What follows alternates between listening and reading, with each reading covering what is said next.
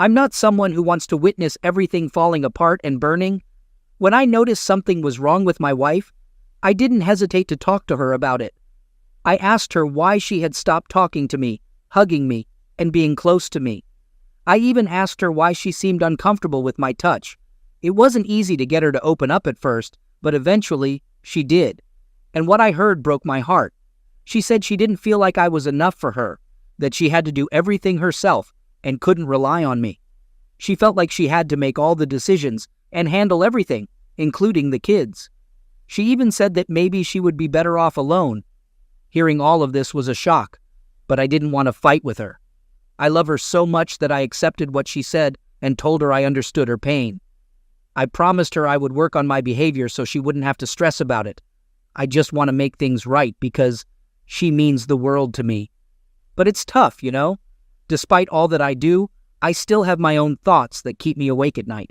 That's actually why I ended up seeking support from this group, because the accusations my wife is making against me just aren't true, at least not from my perspective. I genuinely believe I'm a good husband who meets the norm. I work around 9 hours from home, and when I'm finished, I dedicate myself to taking care of my boys. I play with them, feed them, take the older one to swim lessons, and tuck them in at bedtime. I'll even wake up in the middle of the night if they need me. And it's not just about the kids. I also handle household chores, the dishes, groceries, and some cleaning, although my wife thinks I'm not efficient enough at it, so she prefers to take over. I also take care of the car and other responsibilities related to our new house. I do all of this to make her life easier because I know how challenging it can be with 2 little boys. But the thing is, I'm not always the type of person who's constantly proactive. You know, there are those people who can't sit on the couch for 5 minutes without thinking about what to do next, what needs fixing, what business to start, what chores are left to do. My father-in-law is like that, but I'm not. I have my own unique way of doing things, and I believe that's okay too.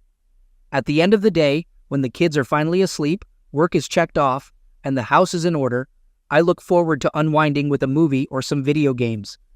I've never been the entrepreneurial type who wants to start my own business. I thrive when I'm given tasks to excel at in my field. There's nothing to be ashamed of. Plenty of people are like me. I'm not chasing some flashy career or dreaming of swimming in money. I'm just an ordinary guy, and yeah, people tell me I'm good looking, who simply wants a happy, healthy family and a decent living. But things have been different lately. I've noticed my wife having issues with my approach, even though we've had 9 years of blissful marriage. It all came to a head in December, and since then, I've been pushing myself to go against my natural personality. I've been doing extra groceries, fixing up things around the house, barely taking a moment to rest in the evenings. I thought she'd appreciate it, but her attitude towards me remained unchanged. Summoning courage, I confronted her with heightened emotions. Directly, I inquired whether she desired to salvage our marriage. Her response, an uncertain "I don't know," struck me forcefully. It seemed unfathomable. Was she genuinely unaware, or did she simply exhibit indifference? Despite my frustration, I pressed forward, questioning her willingness to engage in marriage counseling. Once again, she audaciously echoed that exasperating response, "I don't know." It became unbearable. Losing composure, I admonished her, emphasizing the inappropriateness of indecision at this crucial juncture. The potential consequence of our children having divorced parents loomed, and her lack of commitment was deemed unacceptable. She finally agreed to go to therapy after a lot of convincing. However, staying true to her usual behavior, she didn't show any interest in taking the lead. I had to do all the work in finding a therapist on my own. In one of our counseling sessions, she revealed some harsh truths that really hurt. She confessed that she only married me to impress her family and fit into their idea of a perfect, happy family with beautiful children. She admitted she was never truly in love with me, but was just captivated by the idea of marriage. To make matters worse, I later discovered she had met with her fellow priest behind my back to discuss our marriage, a betrayal that left me angry and hurt. Despite all this, I persevered and found a good therapist for us. We're now heading into our 3rd session, but it hasn't been smooth. We learned we have different ways of expressing love.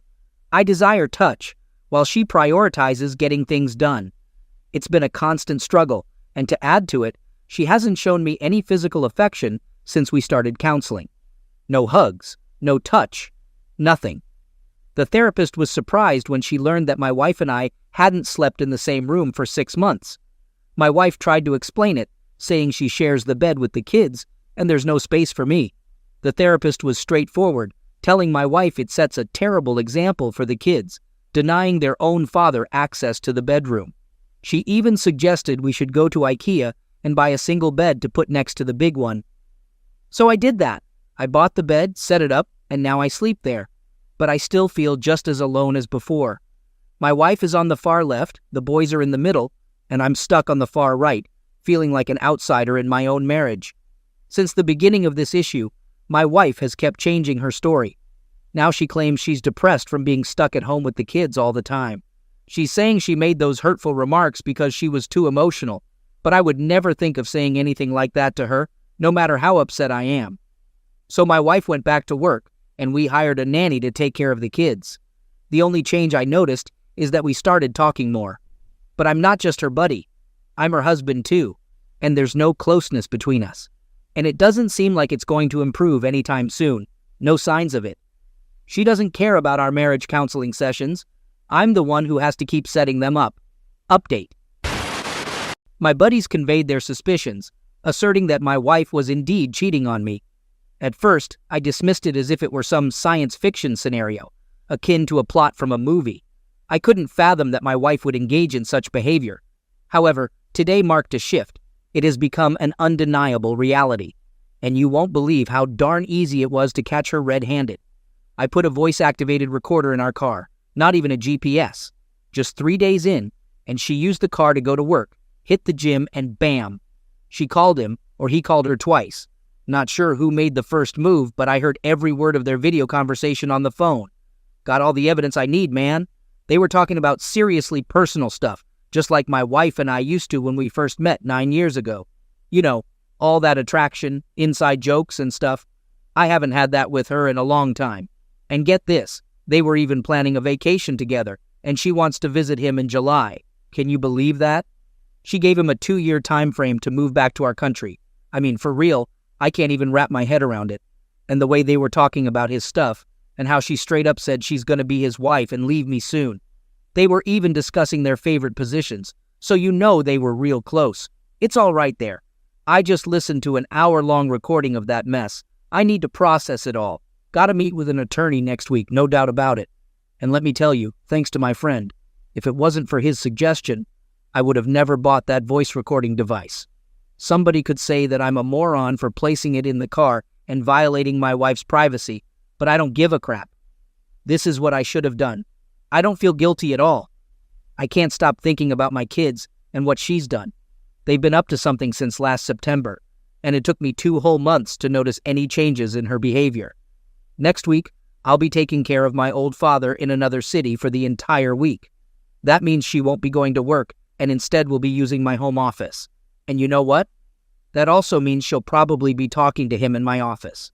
So should I place the recorder in there for the next week? Or do you think I've got enough evidence already?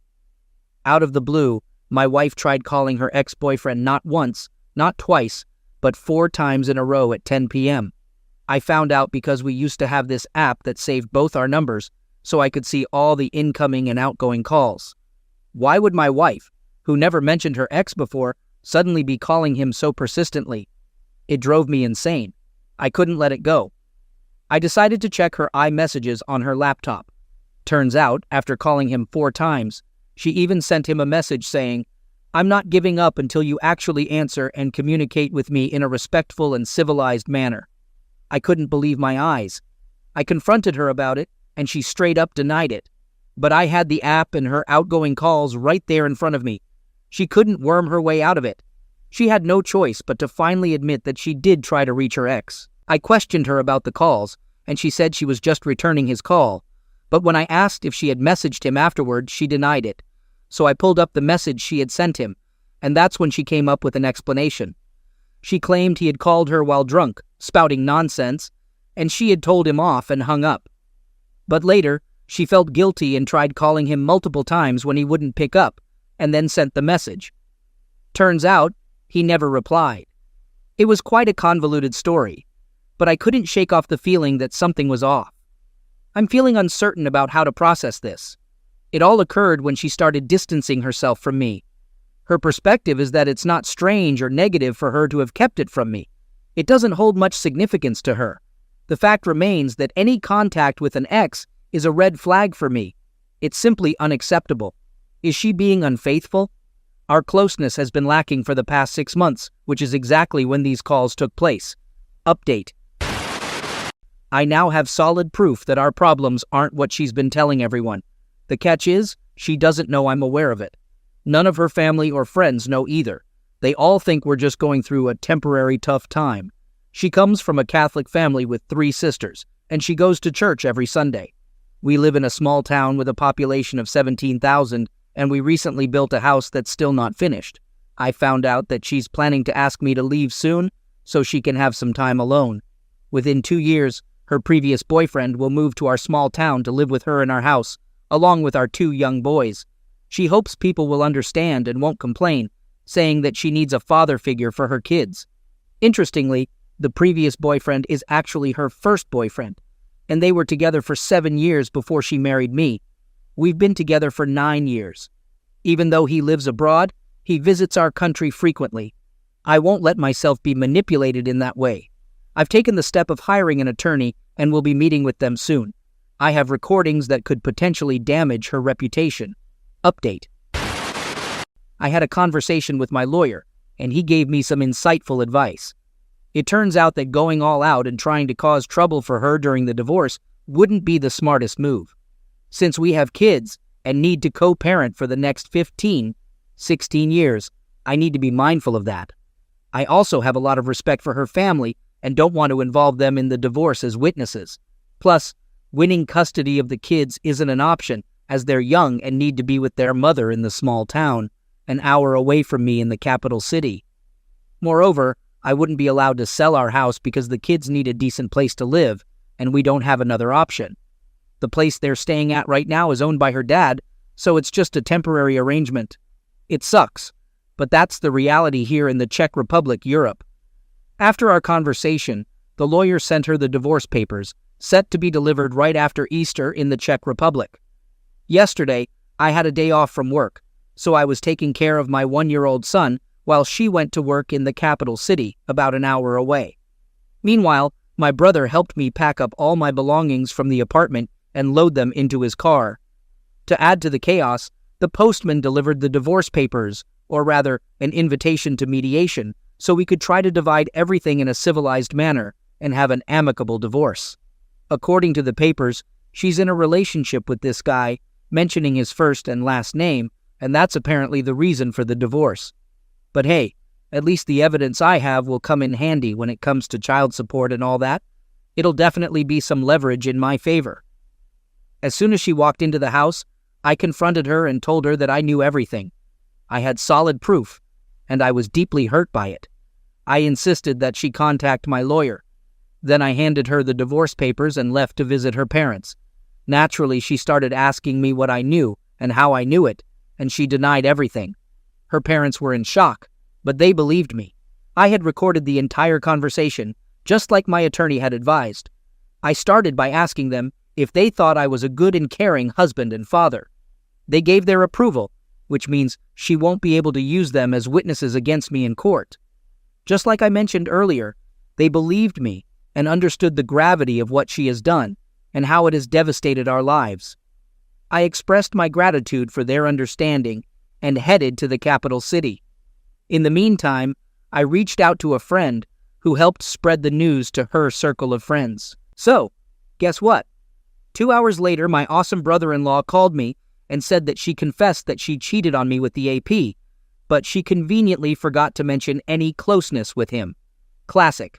My brother-in-law also filled me in on how everyone's on my side and how she single-handedly destroyed our once perfect family. Then he goes on to tell me that everything can be saved because, hey, he's cheated on his wife too, but she forgave him, and now they're living happily ever after. Hilarious, right? Like that's gonna make me feel better. Then, to add to the circus, her father gives me a call and starts spouting off about how it's all her fault, and she's completely clueless about what she's done. He goes on about how the AP will never set foot in his house again and how he's cutting off financial support for my soon-to-be ex-wife. He even tried calling the AP, but of course the guy didn't bother picking up. And then, in a grand finale of absurdity, he tells me he thinks it can all be saved. But wait, there's more. Her sister sends me a text saying she's fully on my side, but again, she thinks it can be saved. Okay, it's good that they're on my side, but God, what the heck are they talking about? Are they all delusional or what? It's ridiculous. As if this whole mess could be magically fixed. It's infuriating. I really don't believe our relationship can be salvaged, and I'm quite certain about it. I'm worried that others might think I don't have concrete evidence, and that my reasons for leaving her aren't enough. They're not aware of the specifics of the evidence I have. All they know is that it's some sort of tape. I've got recordings of her actually saying stuff like, "So, make sure you can last longer than 3 seconds when I come to visit you in Brussels. I'm really curious if your dad's Johnson is as big as yours." I'll go up to that woman and ask her how long your brother's Johnson is, and I'll let her know how big yours is. Oh, I love you so much. Well, I'm finally going to leave my husband. About time. Do me a favor, record yourself, and send me a video. I want to see what I'm missing. Just showing you a glimpse of what your sad life without me will look like. Giving you a generous 2 years to figure out how to move back here. Update. As predicted by my friends, my ex is making a comeback. After receiving an earful from her family, she's been sending me texts filled with apologies, acknowledging that she had no clue about her actions, expressing how unbearable life would be without me, and sincerely apologizing for everything she's done. She even talks about eagerly awaiting my grand comeback with the kids. However, it all seems like empty words and meaningless chatter to me. My lawyer finally laid out the divorce terms I want, and now we're waiting for her lawyer's response. But in the meantime, my mother-in-law bombarded my phone with texts, sending Christian links about forgiveness. She thinks my wife has been possessed by an evil spirit. Adding to the drama, her sister blamed me, saying I'm the one ruining the marriage for being selfish. Now, my wife is all teary-eyed and apologetic, wishing she could turn back time. Suddenly, I'm the selfish villain destroying the marriage by divorcing her. Yeah, it's all on me now. Like I'm the bad guy for wanting out. I sensed this shift coming, where her family would turn against me, but it's still a shock. For a brief moment, I felt guilty today, like it's all my fault. They know how to sway me, but you know what? It's tough, but I'm not changing my mind. The divorce is happening no matter what. In the Czech Republic, kids as young as ours usually stay with their mother after a divorce, so I won't have them with me all the time. Living an hour away in a small town with their kindergarten and nursery, a 50-50 split isn't feasible. I'll be an every other weekend dad, with some additional access whenever I want. It's sad and painful, but it is what it is. I've been toying with this crazy idea of suggesting terms to get back together, not because I still love her, but for the kids. It wouldn't be a real marriage, just a partnership with separate finances. She'd have to move to the capital city, and I'd insist on GPS in her car and checking her phone every day. In return, I get to go on dates with random girls for 7 months. Maybe even cheat during the relationship without telling her. No marriage, no big deal. It's just an idea, nothing serious, and I probably won't go through with it. I'm just desperate to silence the family accusing me of abandoning the kids. What do you think? Crazy, right? But I don't have any other bright ideas at the moment. Update. I'm staying at my parents' place, crashing on their living room couch. The dining table has become my makeshift office and entertainment center, with my clothes scattered around. I work from home for about 8 hours a day, and then help my elderly parents, aged 90 and 82, with chores, groceries, and driving to doctor appointments. To distract myself from negative thoughts, I hit the gym or catch a movie at the cinema. I get to see my kids every weekend, with my ex dropping them off, and I drive them back. Just to clarify, I did a paternity test, confirming that the boys are indeed mine. No confusion there, at least. The whole situation with divorce terms is currently a mess, and it's tough to predict how it will unfold. Crashing at my parents' place leaves me with no other option as a dad of 2 and a grown adult. So I'm asking for a decent amount from my wife, and I want her to take over the mortgage for the house. She's agreed to the mortgage takeover, but is offering only a third of the money I requested, justifying it by the amount I put into building the house. It's honestly messy because I didn't cause this situation, and I'm not at fault. Still, I need a place to live, and 1/3 of the amount won't be enough for buying a flat. The back and forth between our lawyers continues. She's offering a small amount because she wants to keep the house, but I found out she might be forced to sell it. Honestly, that's what she should have done from the beginning. It'll be tough for her to manage the mortgage payments and pay me as well. We'll see how it all pans out. Regarding child support, she's asking for way more than reasonable, and we still need to come to an agreement on that. Additionally, she insists I should be the one picking up the kids from the small town and driving them back at the end of the weekend. In my opinion, it should be the other way around. She should be dropping them off, and I should be driving them back. So she's the one responsible for all of this, but at the same time, she's ready to argue about the divorce terms. It's frustrating to say the least. My wife attempted to convince me that she's remorseful and regrets what she's done. She claimed to have ended things with her affair partner, sought an exorcist, confessed all the details of the affair, and left it in God's hands. I couldn't help but laugh and told her I don't care about her priest. She should be confessing to me. I gave her a chance to come clean about how many times she had been close with him. She denied it. Then I brought up the party she had with her work friends in November, questioning why she rented an Airbnb instead of staying with a friend. She went numb, asking me why I keep torturing myself. I explained that if she truly felt remorseful, she wouldn't keep lying 2 months after I left her. It was clear she wasn't being honest. I explained that, for me, closeness over video chat is as significant, and I know she had it with him. She couldn't even keep track of how many times she had done it with the affair partner. Then I confronted her about how she envisions us getting back together, pointing out how she would start a conversation with me and then lie in the very next moment. I asked her if she was aware that I would be checking her phone every day and what she thought about that. She snapped back saying, "That's not trust. That's just treating me like garbage." Right at that moment, our son interrupted, and the conversation was wrapping up. I added, "Don't forget, it's not just me you cheated on, but also our 2 beloved boys." It devastated her, and she started yelling that I better not say anything like that again in front of our kids. It's ironic, you know? Her sister spilled the beans on how my wife puts on a show of suffering and crying every day because of this mess. She's a real two-faced person, acting all sad in front of the family but still lying to my face. She had the nerve to say that she could be with the affair partner if she wanted, and her family wouldn't do a thing about it, as if I should be grateful that she ended it with him, and now she's in control of not being with him. I mean, seriously? Update. After going back and forth with our lawyers, we've come to an agreement, and the divorce will be finalized soon. She's taking the unfinished house, and the mortgage is now solely her responsibility. I want to clarify that the house is for the kids, and I don't want anyone accusing me of selling it out of revenge for her infidelity later on. Plus, I don't want to live in her small hometown, which is an hour away from the capital city where I am now. However, I am getting back the amount I invested in the house, and it's actually a decent sum. The child support amount is reasonable, and we've agreed that she'll drop the kids off at my place in the capital city every other weekend. I'll just have to drive them back afterward. But honestly, only seeing my kids on weekends isn't enough for me.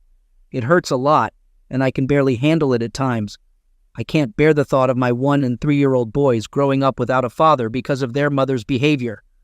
I wish I could have them with me, but unfortunately, the law in the Czech Republic doesn't allow it.